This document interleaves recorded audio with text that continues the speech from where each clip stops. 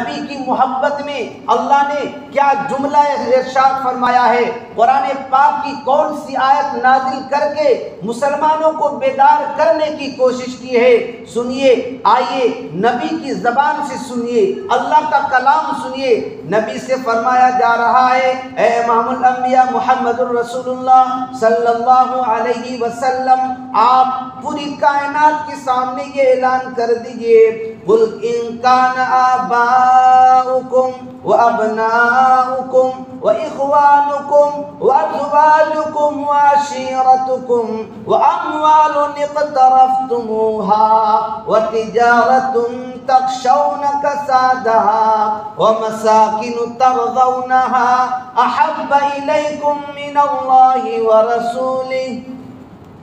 اللہ اپنے نبی کی زبان سے کہلوا رہا ہے، اے میرے محبوب محمد صلی اللہ علیہ وسلم، پوری کائنات کے مسلمانوں کے سامنے یہ اعلان کر دیجئے، مسلمانوں کو بتا دیجئے، اے مسلمانوں، قُلْ إِن كَانَ آبَاؤُكُمْ، تمہارے باپ، تمہارے بیٹے، تمہارے بھائی، تمہارے رشتہ دار، تمہارے خاندان، تمہارا قبیلہ و کنبہ، تمہاری بیویاں اور تمہاری وہ تجارت جسے مندہ ہونے کی تمہیں خبر ہے، تمہارا وہ مکان جس کو تم نے بہت محنت سے بنایا ہے، تمہارا وہ بنگلہ جس کو تم بہت محبوب رکھتے ہو، جسے تم بہت پسند کرتے ہو، ان 8 چیزوں کو گنایا۔ اس کے بعد فرمایا، اگر ان 8 چیزوں کی محبت احب الیکم من اللہ ورسولہ وجاہدون فی سبیل اللہ، اگر ان 8 چیزوں کی محبت تمہارے اندر زیادہ ہے، اللہ کی محبت سے، رسول کی محبت سے اور اللہ کے راستے میں جہاد کرنے سے، تو یاد رکھو اللہ کا قرآن کہتا ہے فَتَرَبَّصُوا، اے مسلمانوں پھر انتظار کرو۔ کس بات کا انتظار کریں، کس چیز کا انتظار کریں؟ اللہ خود جواب دیتا ہے، حَتَّى يَأْتِيَ اللَّهُ بِأَمْرِهِ، کہ اللہ اپنا کوئی حکم لے آئے،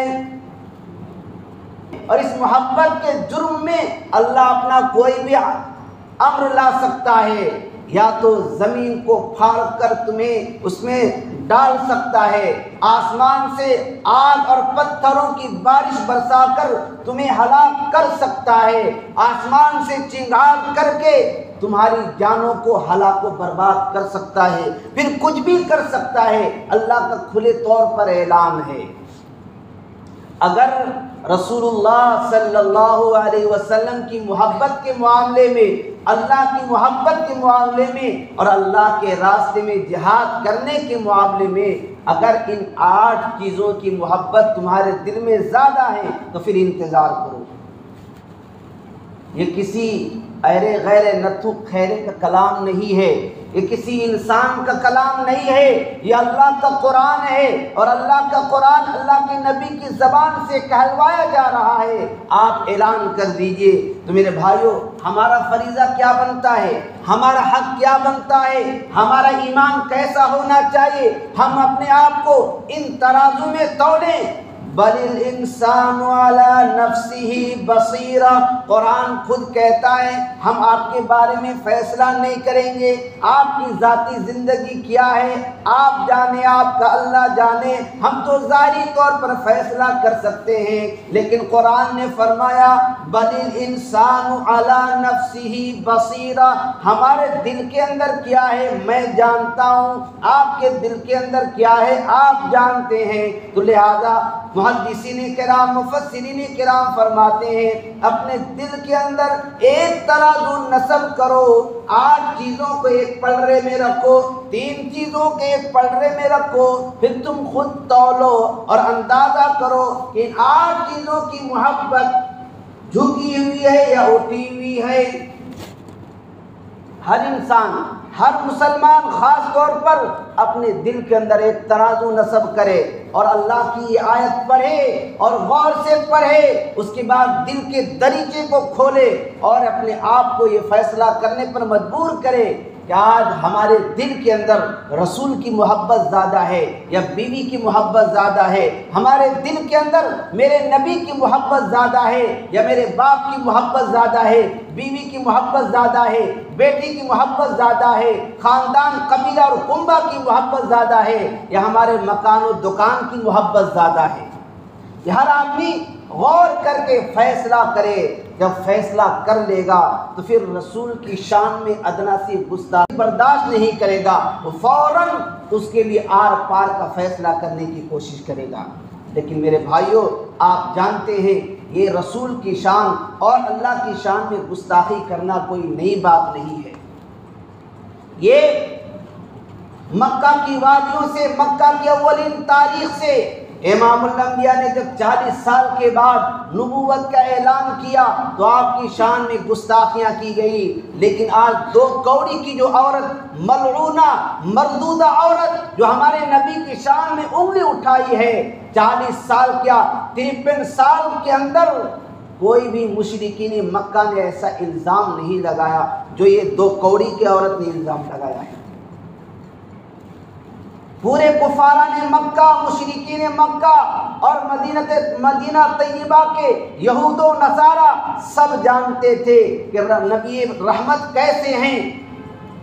آج اس نے جو الزام لگائی ہے کہ 6 سال کی عورت کے ساتھ جو ریپ کیا گیا ہے، میرے بھائیوں، مکہ کے کسی مجرم نے، مکہ کے کسی کافر نے، مدینہ کے کسی یہودی اور نصارہ نے ایسا الزام نہیں لگایا۔ اگر ہمارے نبی ایسے ہوتے تو مکہ کے لوگ کہہ دیتے یہ بہت اوباش ہے، یہ بہت عشق باز ہے، لیکن کسی مکہ کے کافر نے یہ نہیں کہا۔ آپ کو مجنون تو کہہ دیا گیا، آپ کو جادوگر تو کہہ دیا گیا، آپ کو پاگل کہہ دیا گیا، لیکن آج تک کسی نے ایسا الزام نہیں لگایا۔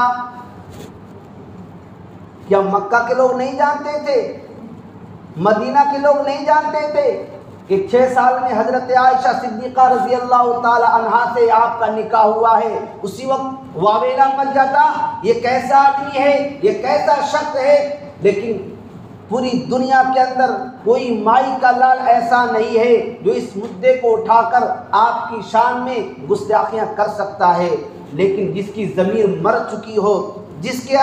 جو اپنے آپ کو انسانوں کی فہرست سے خالی کر دیا ہو، الگ کر دیا ہو، پھر وہ کچھ بھی بک سکتا ہے۔ ایسے انسانوں کی سزا بس ایک ہی ہے۔ میرے بھائی اور بزرگوں، خلاصہ کلام یہ ہے کہ ہم نے ہر دور میں تقدیس رسالت کے لیے ظلم کی تیز ہواؤں سے بغاوت کی ہے۔ ہم نے ہر دور میں تقدیس رسالت کے لیے ظلم کی تیز ہواؤں سے بغاوت کی ہے۔ سلسلہ رشتے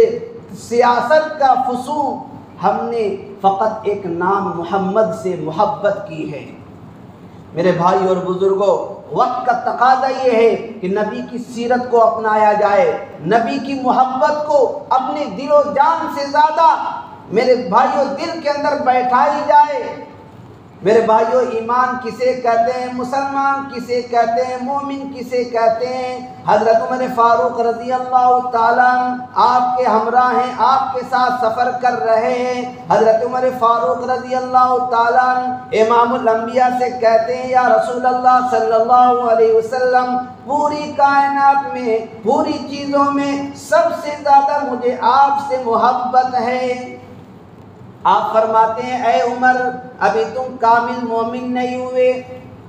حضرت عمر نے فرمایا، یا رسول اللہ، پوری کائنات میں، تمام بیوی بچوں میں، تمام خاندان میں، قبیلہ و کنبہ میں، جائیداد و زمین میں سب سے زیادہ آپ سے مجھے محبت ہے۔ آپ نے فرمایا، اے عمر، ابھی کامل مومن نہیں ہوئے۔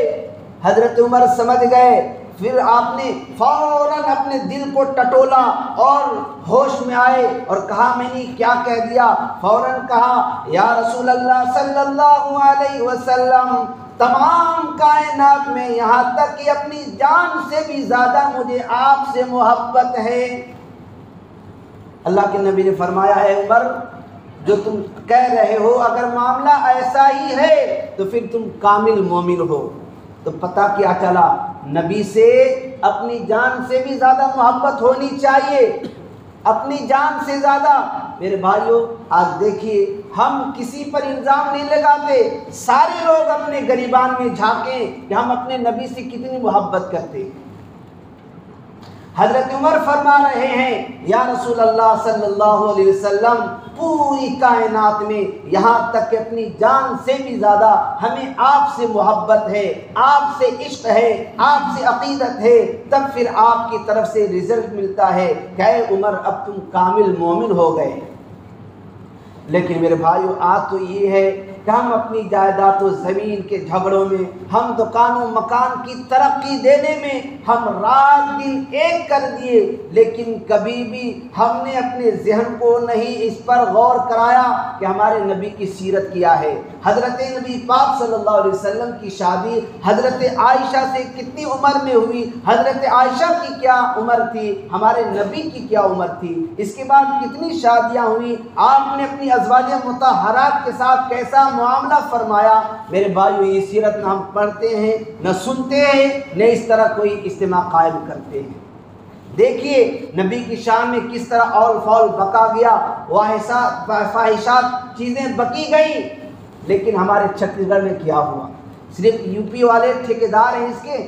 صرف یو پی والے آواز اٹھانے والے ہیں، صرف نبی انہی کے ہیں کہ ہمارے بھی ہیں؟ ہم نے کیا کیا، ہم نے کیا بولا اور ہم نے کیا کیا، اور اس کے بارے میں اللہ سے کبھی دعا بھی کی یا رسول یا خداوند قدوس یہ ہمارے اعمال بد کی وجہ سے ہمارے نبی کی شان میں انگلی اٹھائی جا رہی ہے۔ مولا کریم ہم اپنے گناہوں سے توبہ کرتے ہیں، نہ کبھی سجدہ کیا، نہ کبھی مسجد کا رخ کیا، نہ کبھی لٹریچر لکھ کر پوری دنیا کو یہ پیغام دینے کی کوشش کیا کہ ہمارے نبی ایسے نہیں بلکہ ایسے تھے۔ ہمارے نبی پر جو الزامات لگائے جا رہے ہیں یہ انتہائی گھناؤنی ہیں، اس کی حقیقت سے کوئی ٹچ و مس نہیں ہے۔ ہر انصاف پسند آدمی یہ کہنے کی کوشش کرے گا کہ ہمارے نبی رحمت للمسلمین نہیں تھے بلکہ رحمت للعالمین بنا کر بھیجے گئے تھے۔ ہونا ایسے موقع پر کیا چاہیے تھا؟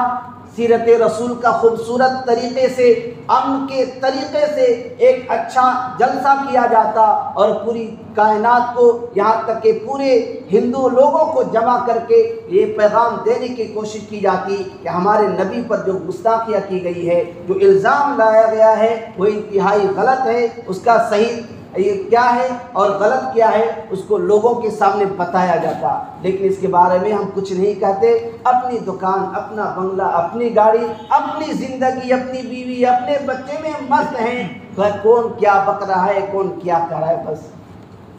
یو پی والے جانتے ہیں۔ میرے بھائیوں ابھی بھی ہوش کے ناخن پکڑیے۔ ایسے ماحول میں ہمیں اولین فرصت پر سب سے پہلے نبی کی سنت کو اپنانے کی ضرورت ہے، نبی کی ایک ایک سنت کو گھر میں لانے کی اور عورتوں کے اندر، مستورات کے اندر بتانے کی ضرورت ہے اور اس پر عمل پیرا کی ضرورت ہے۔ میرے بھائیوں اگر اتنا بھی نہیں کیے تو یاد رکھیے پھر ہمارا کوئی بھی پرسان حال نہیں ہوگا۔ لہذا میں آپ سب سے درخواست کرتا ہوں جس کے پاس جو بھی طاقت ہے نبی کی ناموس رسالت کے لیے کہ نبی کی شان میں کوئی اول فول نہ بکا جائے، میرے بھائیوں جس سے جو کچھ ہو سکے نبی